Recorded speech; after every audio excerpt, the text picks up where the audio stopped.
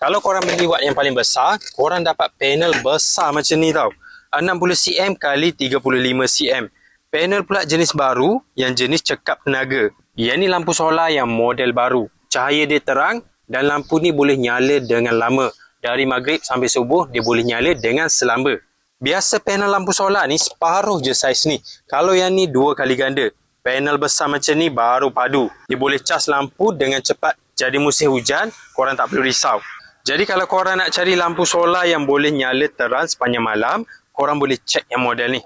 Desain lawa, warna pun cantik, ada bateri indikator, lampu LED jenis pakai reflektor, cahaya dia lebih terang dan dapat panel solar saiz besar macam tu. Dan kalau tengok dia punya wire pun tebal banding lampu solar yang biasa.